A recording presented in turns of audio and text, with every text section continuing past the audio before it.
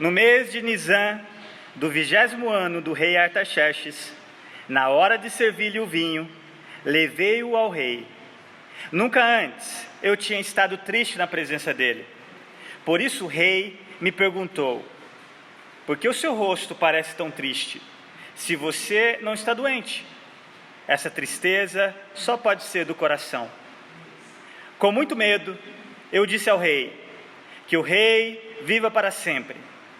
Como não estaria triste o meu rosto, se a cidade em que estão sepultados os meus pais está em ruínas, e as suas portas foram destruídas pelo fogo? O rei me disse: o que você gostaria de pedir?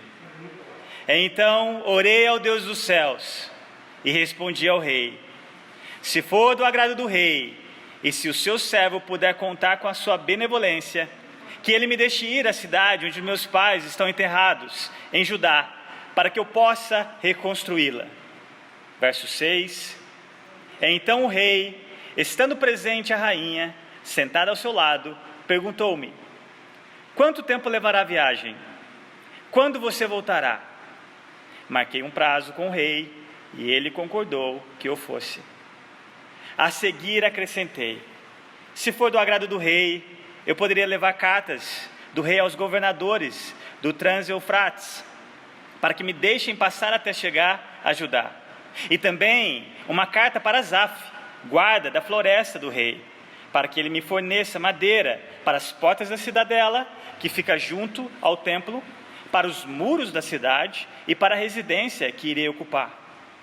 Visto que a bondosa mão de Deus estava sobre mim, o rei atendeu aos meus pedidos. Com isso, fui aos governadores do Trans-Eufrates e lhes entreguei as cartas do rei. Acompanhou-me uma escolta de oficiais do exército e de cavaleiros que o rei enviou comigo. Sambalate, o horonita, e Tobias, o oficial amonita, ficaram muito irritados quando viram que havia gente interessada no bem dos israelitas. Amém. O muro de Jerusalém foi reerguido em 52 dias. Ele esteve arruinado por 120 anos.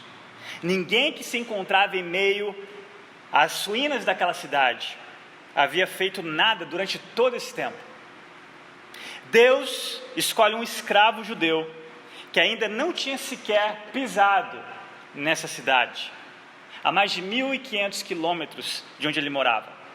Mas esse escravo judeu, ao ouvir a triste notícia, começa a jornada, não com seus pés, mas com seus joelhos, em oração, pois o coração daquele escravo, o coração de Neemias, ardia por amor da glória daquela cidade, que aquela cidade e que aquele povo representavam, a glória do próprio Deus. Na semana passada, nós vimos que para Neemias ainda não estava claro que Deus o chamaria para essa missão que, humanamente falando, era impossível. E é por isso que ele não foi presunçoso em querer ser o salvador da pátria, por assim dizer, e ele foi orar. Hoje veremos por que essa era uma tarefa, humanamente falando, impossível. E não só no que diz respeito à reconstrução daqueles muros, que já haviam sido tentado 2 vezes e fracassado, mas, não sei se vocês perceberam, havia algo que também impossibilitava que aquela missão tivesse algum sucesso, que era o envio do próprio Neemias para fazer até então esse audacioso projeto. Olhe comigo no versículo 1, diz assim: no mês de Nisan, do 20º ano do rei Artaxerxes. Se você olhar o primeiro versículo do capítulo 1 e depois o primeiro versículo do capítulo 2 e comparar esses 2 meses, passaram-se 2 meses, esses 2 períodos, passaram-se 4 meses que Neemias estava orando e aguardando uma oportunidade. E se vocês olharem no finalzinho aí do capítulo 1, no verso 11, nas suas súplicas, e nós vimos na semana passada os elementos dessa oração, nas suas súplicas ele pede, na última parte dela, faze com que hoje este teu servo seja bem sucedido, concedendo-lhe a benevolência deste homem, que este homem, Artaxerxes, o mesmo homem que havia impedido uma dessas tentativas da reconstrução dos muros, era impossível, e esse hoje de Neemias não era o hoje de Deus. E aqui nós vemos que o tempo de Deus não é como o nosso tempo. Para Deus um dia como 1000 anos como um dia. E sem dúvidas Neemias teve que aprender a ser paciente. 4 meses que Neemias esperou, orou, aguardando pela direção do Senhor no que ele deveria fazer diante daquelas más notícias que até então ele havia ouvido.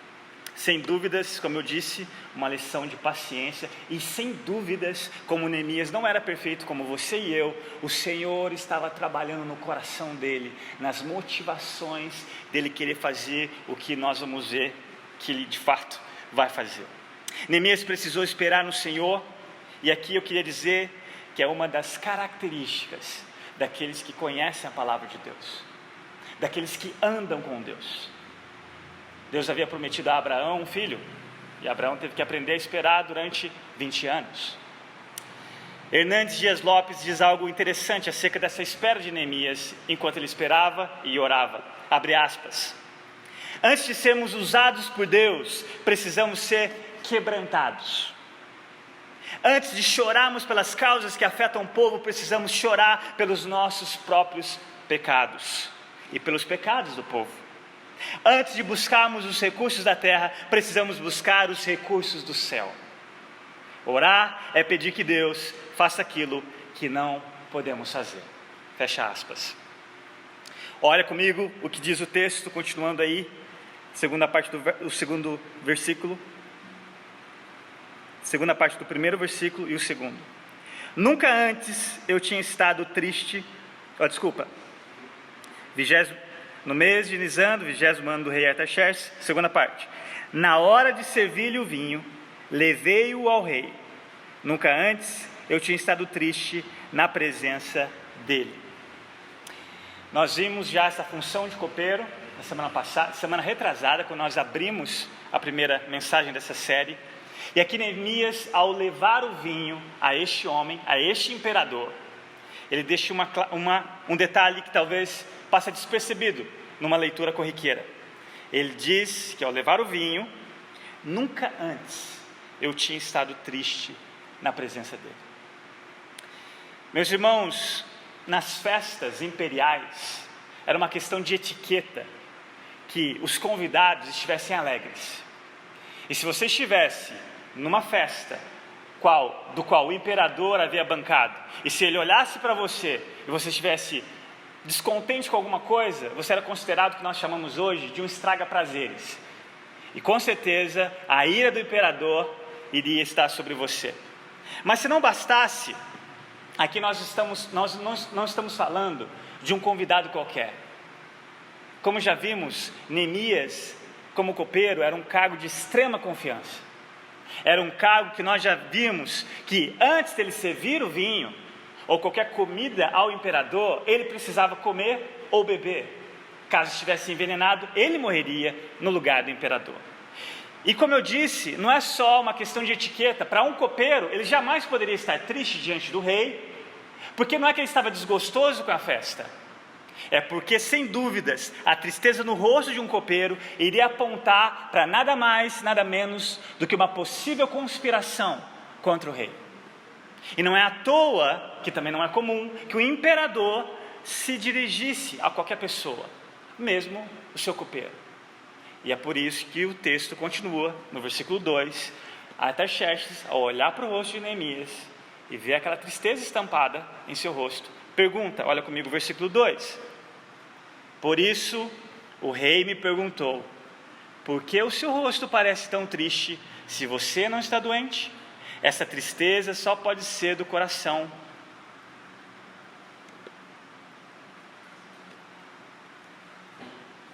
Com muito medo, até aí. Era como se o rei estivesse dizendo, a menos que Neemias tivesse ingerido veneno do seu cálice, ele deveria estar alegre. Ou em outra tradução, ele não deveria estar angustiado, que em outra tradução seria, na que eu acabei de ler, tristeza do coração. A menos que você não tenha tomado algo que vá tirar a sua vida, você deveria estar alegre. Qual é a razão? Se você não está doente? E não é à toa que nós vamos ver, antes da resposta de Neemias, que na verdade ele faz uma pergunta, nós lemos com muito medo.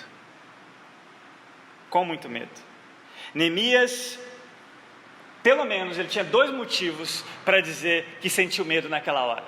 Primeiro motivo, possivelmente, Neemias estava planejando pedir permissão para que Artaxerxes o desse um prazo para que ele pudesse ir a Jerusalém e fazer o que nós vamos ver em pormenores o que ele fez. Então esse era um motivo, algo que deveria sem dúvidas causar-lhe medo, porque o copeiro não tira férias, um copeiro muito menos vai fazer um tour à sua cidade, não no caso de um escravo como ele. Segundo motivo, Neemias também iria pedir para reconstruir os muros de uma cidade que o próprio imperador do qual ele servia havia embargado um projeto antes mesmo, 13 anos antes mesmo de Neemias ouvir daquela má notícia. Imagina, primeiro, permissão para o rei, deixar ele fazer o impossível. Segundo, pedir ao homem que até então não tinha interesse nenhum no bem-estar do povo, muito menos na reconstrução de uma cidade, que simboliza proteção. E para o imperador, rebeldia. Vai se proteger do quê? Diante disso tudo, Neemias, sabiamente, depois com muito medo, ele deixa uma expressão clara. Olha comigo no versículo 3. Eu disse ao rei, que o rei viva para sempre. Eu não sei se você gosta de filmes medievais, eu gosto muito, principalmente da maneira com que os homens se portam, tratando as mulheres com dignidade, da maneira com que os homens mostram a sua masculinidade em morrer de maneira sacrificial, especialmente os reis que assumiam a linha de frente, morrendo junto com seus súditos e soldados. E eu não sei se você já viu nesses filmes ou séries, essa é uma frase muito comum, que o rei viva para sempre. Ou seja, o meu desejo é que o rei viva sempre, eu não tenho nada contra o Senhor. Em outras palavras, Neemias estava assegurando o rei que o seu copeiro não tinha nada que conspirasse contra a sua vida. Pelo contrário, ele desejava sinceramente que o rei vivesse para sempre. E é interessante que Neemias, depois de deixar isso claro, porque ele corria aqui risco de morte, não só ele sabia que ele não tinha sido envenenado por algo que ele havia consumido, mas o imperador poderia fulminá-lo, se assim ele quisesse. E Neemias vai responder a Artaxerxes a sua pergunta. Olha a sabedoria da resposta de Neemias, que na verdade, como um bom judeu, ele faz fazendo uma outra pergunta. Como não estaria triste o meu rosto, se a cidade em que estão sepultados os meus pais está em ruínas, e as suas portas foram destruídas pelo fogo? Observem atentamente a sabedoria divina na pergunta deste homem diante do homem mais importante da terra.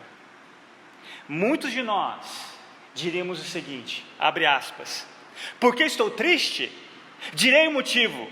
13 anos atrás, no 7º ano do seu reinado, uma delegação de judeus foi a Jerusalém com Esdras, o escriba.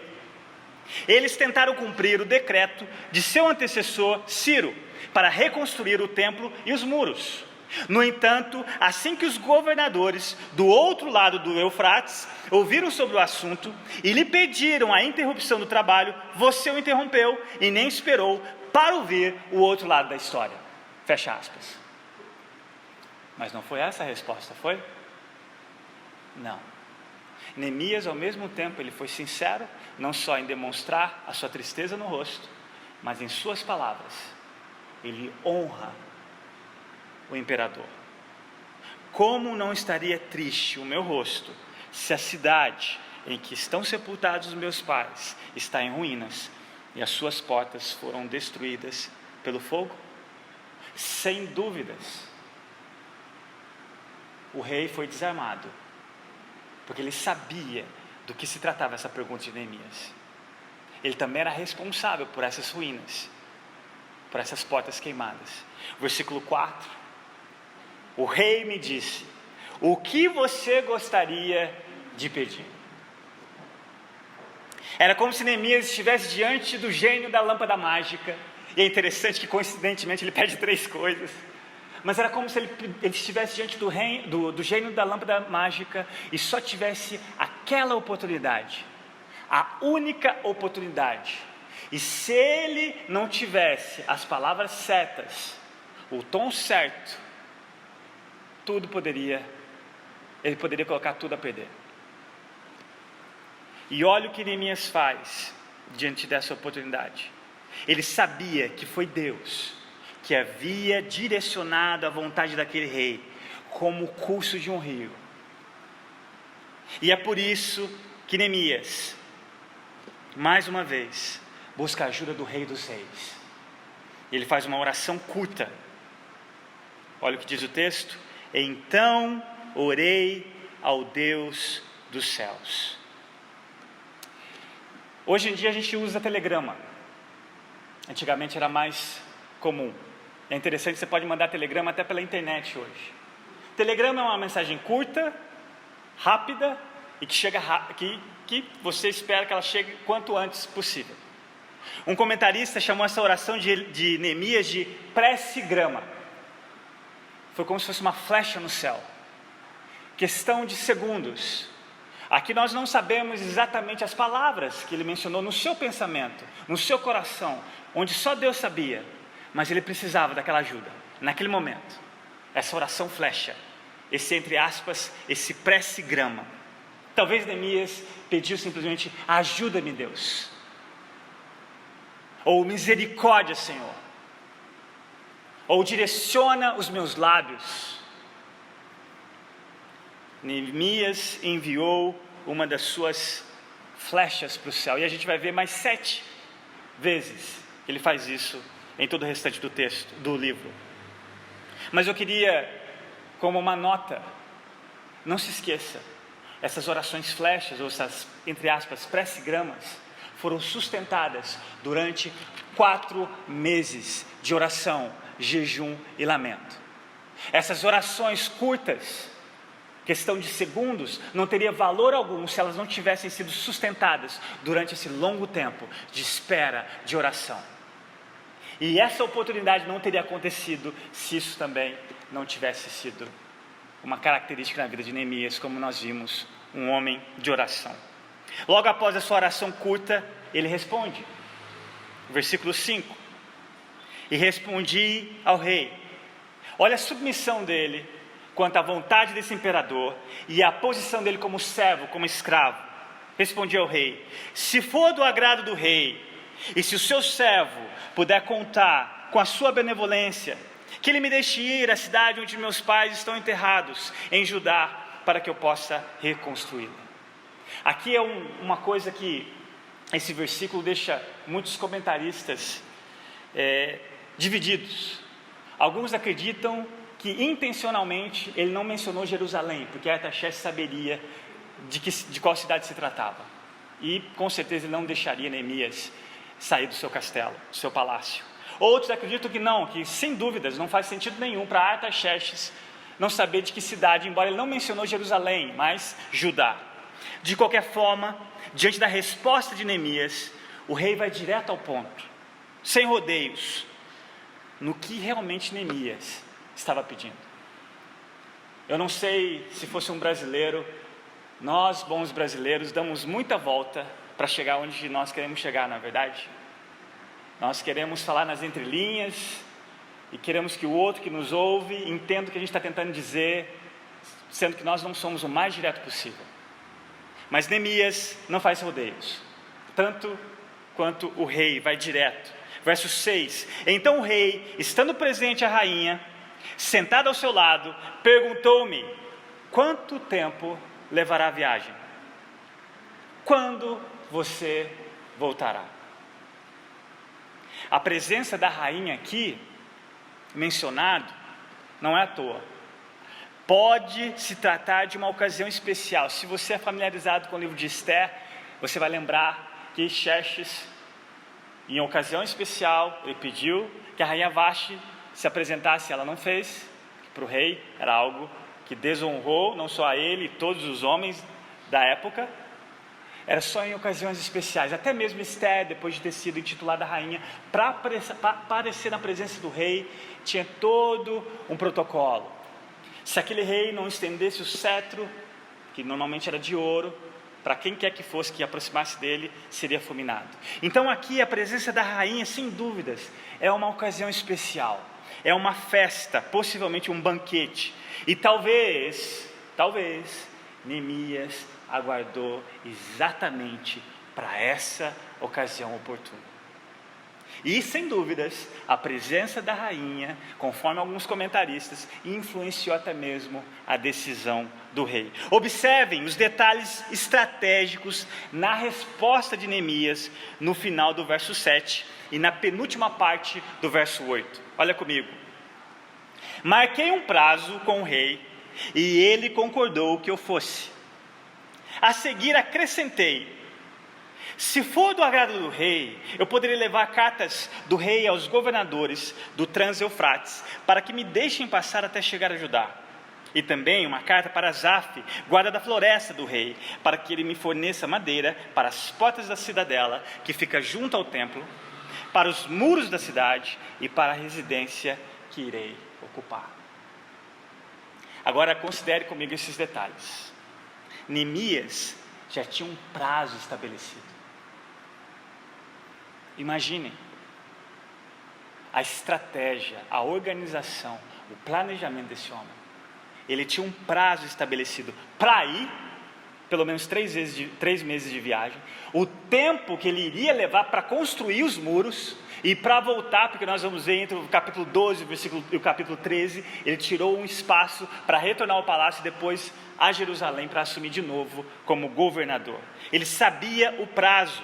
Não só isso, ele sabia exatamente o tipo de autorização que ele precisava para a travessia do Eufrates, aqui o Trans-Eufrates. Nós vamos ver por que isso no finalzinho, lá no versículo 10. Ele sabia até o nome do responsável pelo fornecimento da madeira, aqui Asaf. Até então era de grande valor na época. Não era qualquer pessoa que poderia entrar na floresta e cortar. E não só isso, ele sabia a quantidade de madeira que ele ia precisar, tanto na construção das portas, tanto na reconstrução dos muros, e tanto na residência que, como governador, ele iria ocupar. Olha a estratégia desse homem. E aqui, sem dúvidas, nós, mais uma vez, focamos isso, porque Neemias não só orou e jejuou e lamentou, ele também planejou. Ele não só orou, ele planejou. Eu não sei se você é do tipo de pessoa que alguém pergunta: como é que estão as coisas, o que você tem feito, planejado? Eu estou orando. Isso não é ser cristão. Orar é você não ser irresponsável quanto àquilo que cabe a você fazer, porque a soberania de Deus não anula a sua responsabilidade. Provérbios capítulo 16, versículo 1 nos diz que o plano pertence a nós, mas a resposta desses planos vem dos lábios do Senhor, ou seja, palavra de Deus e oração. As duas andam juntas. Sem isso você não sabe qual a vontade de Deus. Sem isso você não pode fazer a vontade de Deus. E Neemias é um exemplo disso. Ele orou, mas também foi um exímio planejador. Neemias, ao mesmo tempo que clamava para que Deus concedesse graça diante do rei, ele não deixa de fazer seus planos para que no momento oportuno ele responderia com tamanha sabedoria a cada pergunta específica do rei. Eu não sei se vocês perceberam, ele já tinha dado a resposta e ele foi ousado de pedir ainda mais, e o rei concedeu. Mais uma vez, enfatizo, a soberania de Deus não vai anular a sua e nem a minha responsabilidade, de quem quer que seja. E de onde veio o sucesso? De tamanho planejamento. Aonde veio o sucesso, ou na verdade, será o sucesso da reconstrução desses muros em 52 dias? E nós vamos ver que foi uma tarefa exaustiva. Uma tarefa exaustiva. Mais uma vez, olha na expressão do versículo 8. Eu tinha deixado a imagem aqui da arte que a gente publicou no Instagram da igreja, no Face, lá naquela pá de pedreiro, colher de pedreiro, desculpa, no cabinho, tem essa expressão, diz assim, olha comigo aí no versículo 8, a quem Neemias atribui o sucesso de tudo isso? Visto que a bondosa mão de Deus estava sobre mim, o rei atendeu os meus pedidos. Neemias reconheceu que no fim, a única explicação do impossível ter acontecido é porque o rei das impossibilidades, o rei dos reis, estava a seu favor. A sua boa ou bondosa mão de Deus sobre ele. Neemias não queria enaltecer ou exaltar o seu plano estratégico, mas humildemente atribuiu o sucesso de tudo aquilo a Deus. Na verdade, como cantamos, Ele é a fonte de toda a bênção. Em uma outra versão, visto que a generosa mão de Deus estava me abençoando nesse sentido, o rei atendeu todos os meus pedidos. Versículo 9 e o 10 para encerrarmos. Com isso, fui aos governadores do Trans-Eufrates e lhes entreguei as cartas do rei. Acompanhou-me uma escolta de oficiais do exército e de cavaleiros que o rei enviou comigo. Sambalate, o horonita, e Tobias, o oficial amonita, ficaram muito irritados quando viram que havia gente interessada no bem dos israelitas. Agora nós vamos entender por que dessas cartas. Sambalate era o governador dessa região, o mesmo Sambalate que havia escrito uma carta para Artaxerxes parar com aquela segunda tentativa. O mesmo Sambalate que embarga essa reconstrução, e aqui nós vemos esse comparsa, Tobias, e eles ficam o quê? Muito irritados quando viram gente interessada no bem dos israelitas. Se Neemias não tivesse pensado nesse detalhe, ele recebeu a permissão do rei, ele tinha a quantidade de madeira, eles tinham essa comitiva aqui, essa segurança, porque era uma viagem longa, ele corria riscos, e aqui mais uma vez, observe porque você tem que trancar a sua porta do carro, a porta da sua casa, fechar as janelas. Olha que interessante, um homem debaixo da proteção de Deus, e aqui nesse contexto, não abriu mão da proteção que o próprio rei havia dado a ele. Mas, se ele chega nessa região sem as cartas, tudo teria ido para a água abaixo. E eu quero encerrar com algumas considerações práticas para as nossas vidas dessa passagem. A primeira delas, eu pergunto a vocês: você já descobriu o propósito pelo qual Deus o colocou onde você se encontra hoje? Seja na família que nasceu, na escola ou na faculdade que estuda, ou na empresa que você trabalha. Você já se fez essa pergunta? Por que Deus me colocou nesse tempo e espaço, nesse lugar? Quais são os desafios à sua volta, que talvez o Senhor queira usá-lo como instrumento de mudança? E eu vou na base, na família. Como andam os seus relacionamentos? Pais, filhos, maridos, esposas. Tem um ditado chinês que eu gosto muito que diz o seguinte: antes de você querer mudar o mundo, dê 2 voltas ao redor da sua própria casa. Segundo, Neemias, assim como outro servo de Deus que eu gosto muito, que é Daniel, eles foram exemplos de que podemos, ou melhor, devemos respeitar e até nos submeter a uma autoridade ímpia Ou seja, uma autoridade que não possui valores cristãos, que eu e você temos, desde que essa autoridade não ultrapasse o limite das Escrituras, daquilo que eles exigirem de nós. Por exemplo, quando os amigos de Daniel foram obrigados a se curvarem em adoração diante daquela estátua de Nabucodonosor, o outro imperador, responsável pela destruição dessa mesma cidade que nós estamos falando, eles desobedeceram, mesmo que fossem ameaçados de serem queimados vivos. Eu acredito que vocês sabem o final dessa história. Estes homens, Neemias, Daniel e seus amigos, eram escravos em uma terra estranha. Imagina você ler um texto, esse versículo: eu nunca estive triste diante do imperador. Como assim? Você é escravo, você é um exilado. Você sabe que o homem pelo qual você tem que ser honesto e preservar a vida é o mesmo homem que destruiu a sua terra natal. Como assim nunca esteve triste?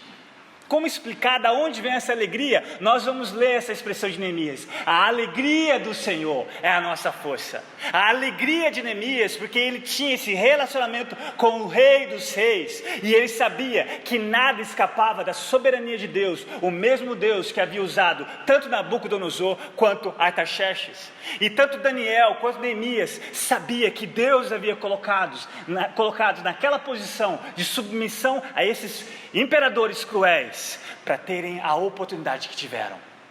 Leia o livro de Daniel. Olha como ele influenciou Nabucodonosor.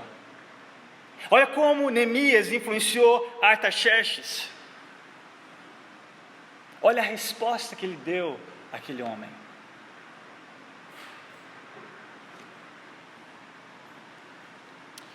Eu li um livro durante a pandemia de um autor norte-americano, e o título do livro era parecido como Floresça em Meio à Babilônia. Ele fala de Daniel e a sua posição diante de Nabucodonosor. E olha o que ele disse da nossa posição como cristãos ao nos submeterem diante de autoridades que não temem a Deus como nós. Abre aspas. O fato é que, se não estivermos dispostos a tratar os líderes ímpios com respeito, não teremos a chance de influenciar suas decisões e ações. Ninguém escuta as pessoas que os desprezam. Quando sabemos que os outros não gostam ou nos respeitam, nós os excluímos, ficamos na defensiva ou partimos para o ataque. E é exatamente assim que nossa cultura respondeu aos cristãos em geral. Fecha aspas. Meus irmãos, nós somos chamados para sermos pacificadores. Nós ganhamos o mal, não é usando o mal como resposta, mas devolvendo o mal com o bem. Não há força maior do que o amor, especialmente o amor pelos seus inimigos. Como necessitamos de sabedoria e sensibilidade no trato com aqueles que discordam de nós, especialmente nesse meio que nós vivemos, das mídias e dos dedos nervosos, que qualquer coisa, o que é ruim, espalha como uma praga. Nós precisamos influenciá-los, como Neemias e Daniel fez. E isso em todas as esferas das nossas vidas. Desde a autoridade dos seus pais, que não são cristãos. Talvez você esteja num lar que você não tem o privilégio que eu tive, de ter uma mãe temente a Deus.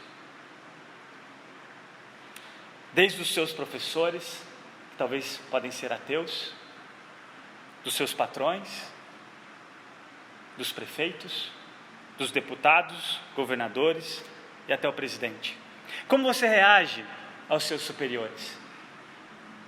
Por exemplo, no ambiente de trabalho, você faz tudo o que eles te pedem, independente se vai contra os valores como seguidor de Jesus? Se isso acontece, você não está fazendo diferença alguma. Especialmente quando você reconhece que foi Deus que o colocou na posição que você se encontra hoje. Não para agradar o seu chefe, mas para influenciar o seu chefe com a sua vida. E se você considera seu trabalho mais importante do que Deus, isso é um ídolo. E o mesmo serve para o seu chefe. E quando você não está diante dos seus superiores? Quem quer que seja, como eu disse, esse superior, essa autoridade. Quando eles não estão presentes, você se junta nas rodinhas ou nos grupos do WhatsApp para falar mal dele, como todos os outros? Você tem um dedo nervoso para reencaminhar qualquer coisa que venha denegrir uma autoridade pública? Você ora, mesmo que seja uma oração, talvez essa prece-grama, antes de enviar qualquer material que você recebe? Se este é o seu caso, como seguidor de Jesus, tome muito cuidado, pois infelizmente o seu comportamento é uma vergonha para a causa do Evangelho, especialmente para o nome do Jesus que você diz seguir. Se arrependa, ainda há tempo, se arrependa. Peça a Deus que resgate a honra do nome dEle, aonde quer que Ele tenha o colocado. E terceira e última aplicação. Quando você se engajar naquilo que Deus te chamou para fazer, especialmente o que você tem que esperar é oposição. Especialmente se isso é para o bem do seu povo ou para a causa do Evangelho. Aguarde, espere oposição, perseguição, crítica dos invejosos, os Sambalates, os Tobias. Afinal de contas, ninguém joga pedra em árvore que não produz fruto, não é verdade? Especialmente quando esse fruto é do Espírito Santo, transformando a sua vida no caráter belo de Cristo Jesus.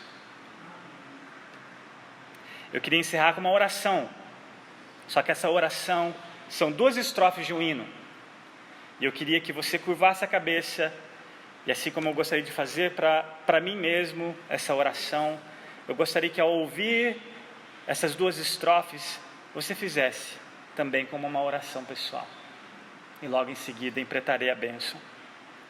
Diz assim a oração, ou melhor dizendo, a estrofe desse hino: